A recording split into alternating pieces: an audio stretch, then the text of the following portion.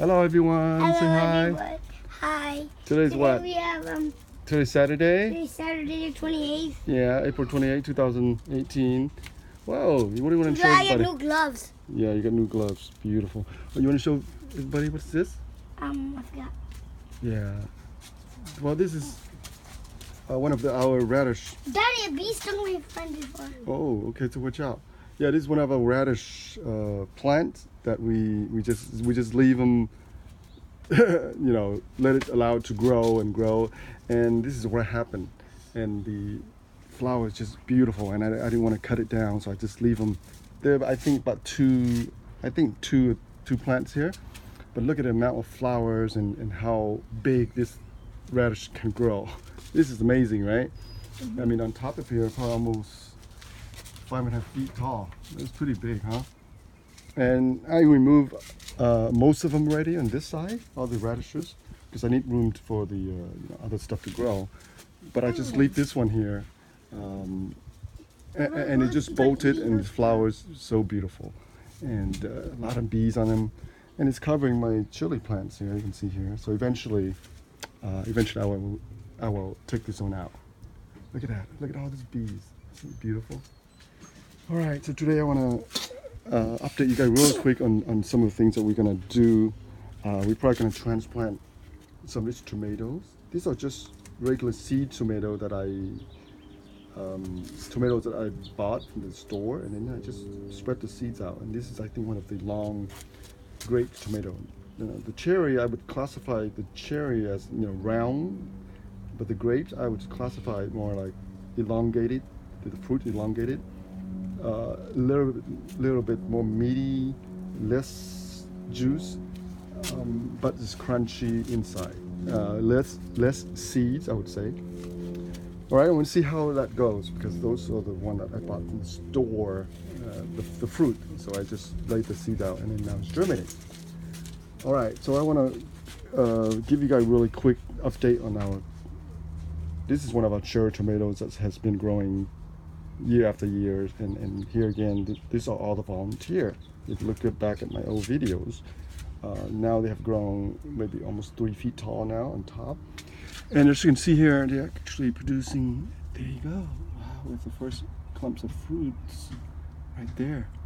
And this one on the last video was tiny, and now it's start taking off. Now it's about over 12 inches now. I can tell you up to here is more than 12 inch right there.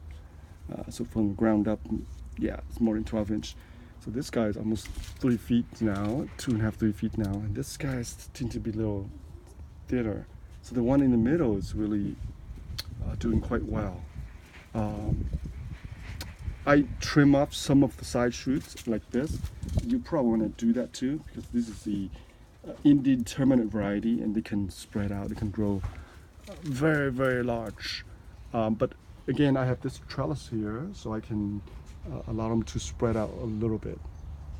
Normally I grow this single stem. That's how I like to grow them. Single stem, straight up, one stem, maybe two stem up, straight up. And that helps the plant produce beautiful, beautiful fruits. But you can definitely grow them, in a bush manner. You can grow them like a vine if you want to, but you do need a lot of support, right? Tomatoes, it's not exactly a vine, but it's not exactly a tree. It just want to be a tree, but it's a vine, but it's not really a vine like cucumber that can actually grab onto something and grow. It doesn't have any tendril at all. And the stems or the branches, whatever you call them, it's very soft. But again, it's flexible, so it's kind of in between. Normally in the wild, they would probably just crawl over the ground, and that's how they produce. But since we're growing in the backyard, we need them to go vertically up, so we say straight. That's all it is. All right, and they'll get more sunlight when they grow up straight up, because you can see here. Right now it's midday, about noon, so we do have some sunlight. But so far, so good. So far, so good. This is actually really nice. So I need to prune up a lot of side shoots here. I will allow maybe 3 or 4 main one comes up. So this is the main stem here, and then I allow 1, 2, and several more up. to this way. All right, so here's more side shoot you can prune up. All right, like this one right here, right there. All right. Okay, so let's now the lettuces. I already picked a whole bunch of them. This is my third time cutting them back and harvesting them. So every time I cut them, they'll grow again. And the temperature is gonna, it's getting warmer, so they're probably gonna bolt very soon. So I'll probably have a few more cuttings before they are done, because lettuce grow in a nice cool environment. They don't like the heat at all. They just leafy, so they don't like the heat. Completely opposite from tomato. They love the heat. They love the sun. All right, let's go to this side. I do have one that germinated. This is a cucumber. I had about 6 here, but maybe it was too cold when I planted them last month.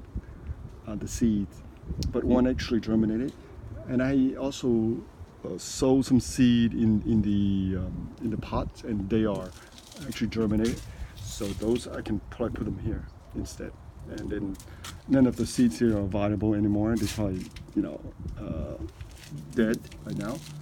And again, this one here is not the Roma tomatoes, and you can see there's a lot of tomatoes in here. Look at that, it's just beautiful. All right, this one is also a volunteer tomatoes. It's been here, I don't know, several months already, since the winter it was here. All right, one more. And if you look at this here, this is where I had the 3 seeds of the white-billed melon. For some reason, I don't have much success rate with the white variety, and they a little bit more difficult to germinate for some reason. And when I plant them, I guess it was warm, and then it was cold, hot, cold.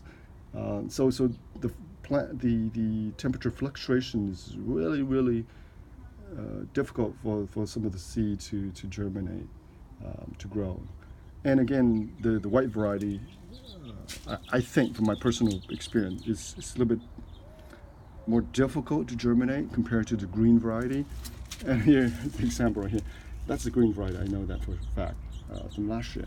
And they just germinate. They just grow like crazy. Anywhere the seeds, they will just pop up. So far, no luck on the white one. So we'll try it again, maybe another week or so. All right. And I want to show you some more stuff. And look at all the strawberry. Look at this. All this wild strawberry. It's just growing like crazy. I haven't had time to really nurture them, take care of them, but they produce decent strawberry. Unfortunately, the roly-polies, the pill bugs, you can see here, they just wreak havoc on all our fruits, our strawberry fruit. So really too bad. All right, so I'm gonna do one more. I'm gonna keep you guys updated on one more. These are our passion fruits here, and I do have a question I want to answer. One of our viewers asked me about. I think she or he, I don't know. She's growing it in a little pot, 5 gallon or 10 gallon, I don't know. And the plant is not doing so well.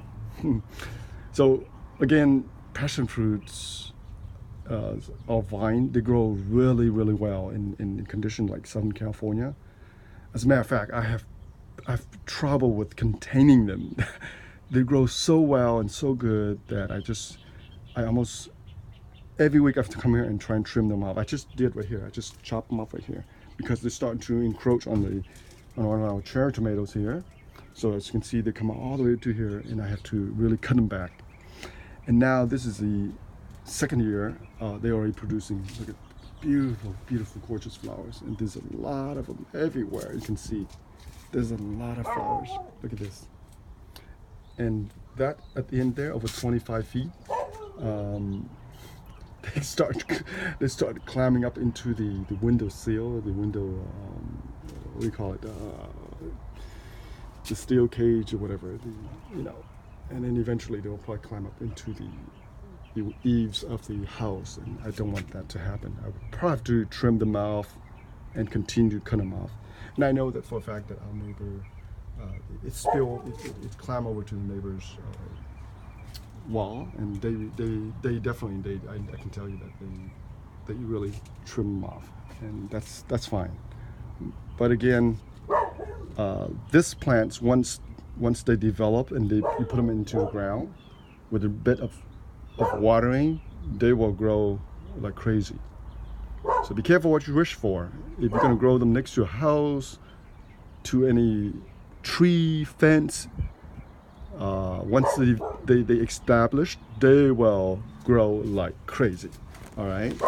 Again, I have a difficult time trying to contain them. On my old house, I have a fence, so I that's perfect.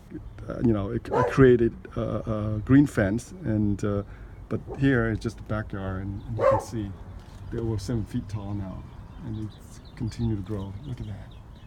Look at that. And look at here. Look at this. So this will be chopped off, and look at all these flower buds. Look at this. There are hundreds and hundreds of them. And don't worry about pruning them. The more you prune them, the more they'll grow. And the only way for them to produce flowers and fruit are the side shoots. So the main stem comes out, and then they'll have all the side shoots. And once the side shoots produce next year, you need to trim them. Otherwise, there's no flowers. Look at that, beautiful, just beautiful, lush, completely green. All right, so I think I'm out of room here, and this video has been long enough. And if you have any question regarding anything here, please post a comment for me, and I'll try and answer them as soon as I can. I've been very busy with my 3 kids, their schools and whatnot, and one of them is going to junior high soon, this fall actually. All right, and here I'm prepping some more soil here, and we're ready to plant some more stuff. Maybe, I don't know, maybe cucumber.